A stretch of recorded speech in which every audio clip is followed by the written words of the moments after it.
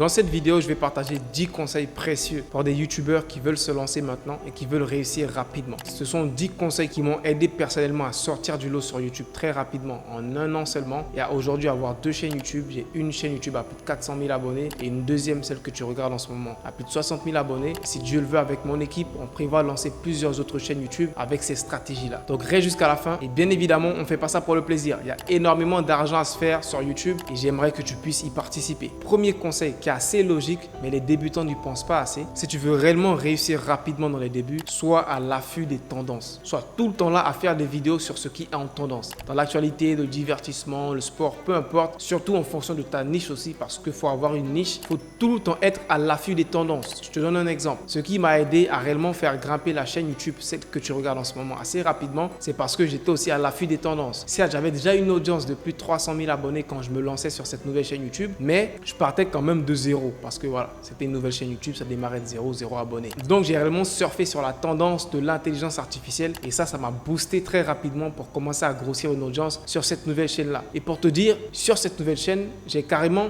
une audience un peu différente. Je dirais pas que c'est complètement une nouvelle audience, mais il y a des personnes qui, je le sais, me découvrent sur cette chaîne et savent même pas que j'ai déjà une chaîne qui a plus de 400 000 abonnés. Tu vois? Parce que je regarde souvent les commentaires de gars qui me disent « Toi, tu nous donnes des conseils YouTube alors que tu as seulement 60 000 abonnés. » Ils n'ont aucune idée que j'ai déjà une grosse chaîne YouTube qui a plus de 400 000 abonnés. Ça fait plus de 3 ans que je suis sur YouTube, etc. J'ai déjà fait mes preuves. Mais bref, pour te dire que j'ai carrément une nouvelle audience qui est en train de se construire sur cette chaîne YouTube et la stratégie d'être à l'affût des tendances m'a aidé grandement pour le faire. Sois à l'affût des tendances dans les débuts, c'est très simple. Sois tout le temps sur YouTube, vois les nouvelles vidéos qui sortent. Sois aussi sur TikTok, il y a pas mal de tendances sur TikTok que tu peux ramener sur YouTube. Il y a tout le temps des nouvelles tendances. Si tu veux réussir rapidement, sois à l'affût de tout ça. Donc jusque là, si tu as appris quelque chose, abonne-toi, c'est gratuit. Mets un gros pouce bleu et on continue. Deuxième conseil qu'on t'a sûrement jamais donné, c'est en tant que YouTubeur, tu dois connaître ton audience ou du moins ton audience cible. Si tu es un YouTubeur qui a déjà au moins une audience et une chaîne YouTube qui tourne un peu, prends le temps de venir dans YouTube Studio, dans la partie audience et prends le temps d'analyser tout ce que tu vois. Ça te donne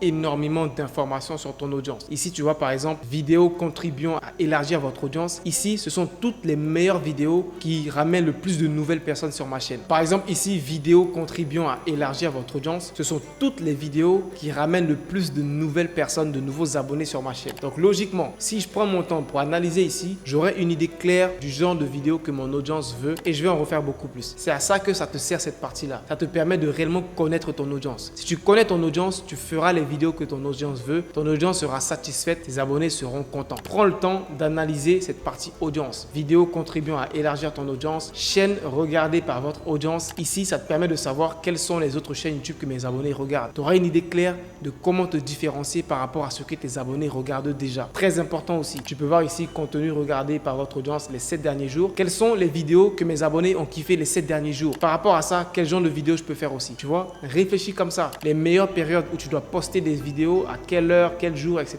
Les meilleures régions, donc mes abonnés sont dans quel pays, etc. Les langues, il y a pas mal d'informations, l'âge, le sexe, etc.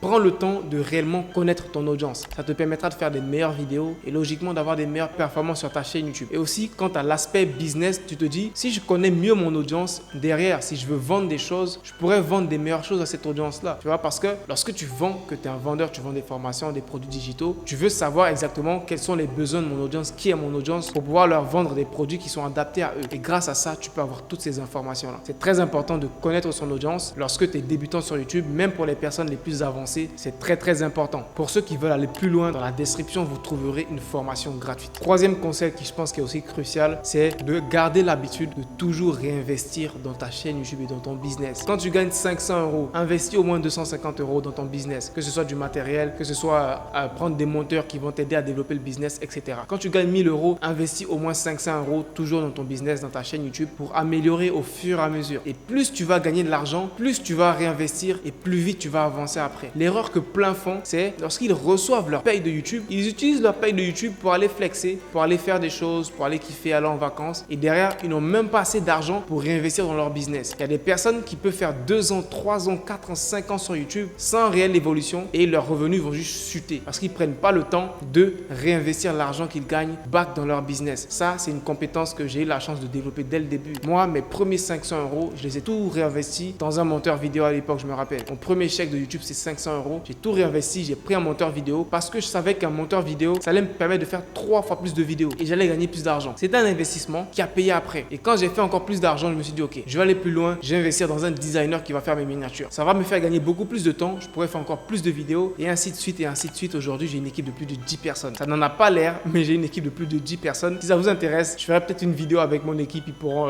y participer et vous montrer que ce genre d'organisation que tu peux avoir sur Internet en réinvestissant dans ton business, c'est vraiment incroyable et tu n'as pas idée de ce que tu peux faire avec ça. Et le réel point clé pour pouvoir arriver à des niveaux comme ça, c'est d'avoir l'habitude dès les débuts de réinvestir dans ton business. Si tu ne crées pas cette habitude, tu ne pourras jamais l'avoir. Tu pourras même faire 5 ans, 10 ans dans le game, tu auras toujours un business vraiment à l'arrache parce que tu réinvestis pas dans ton business. Et ça, c'est un gros problème que je vois chez plein de créateurs de contenu. Je connais plusieurs qui sont plus avancés que moi, plus d'abonnés ou plus de vues ou plus de notoriété, mais ils n'ont pas forcément ce même niveau de business, ces mêmes organisations d'un business parce qu'ils ne prennent pas ce temps-là ou peut-être qu'ils n'ont pas l'envie même de développer un vrai business autour de ça. Donc, c'est très important dès les débuts d'avoir cette vision-là. Quatrième point qu'on t'a sûrement aussi jamais dit, en tant que débutant, moi, je te conseille de commencer à créer une liste email. Commence à créer une liste email. Même si tu ne vends pas de formation, même si tu vends rien, même si tu vends rien, commence à créer une liste email car crois-moi, ça va te servir dans l'avenir. Peu importe ta niche, tu peux créer une liste email et récolter les emails de tes abonnés pour pouvoir les avoir dans ta base car tu peux jamais savoir à quel moment tu pourras vendre des produits. C'est pas au moment où tu vas vouloir vendre des produits que tu vas commencer à récolter des emails, ça sera trop tard. Dès les débuts de ta chaîne, mets en place un système qui te permet de récolter des emails. Et à la fin de cette vidéo, je te partage le système qui est très facile à mettre en place, récolter des emails, donc reste jusqu'à la fin de cette vidéo. Cinquième conseil, quand tu es débutant, et même ça c'est un conseil aussi avancé, mets tes efforts sur les vidéos qui marchent le plus. Ok?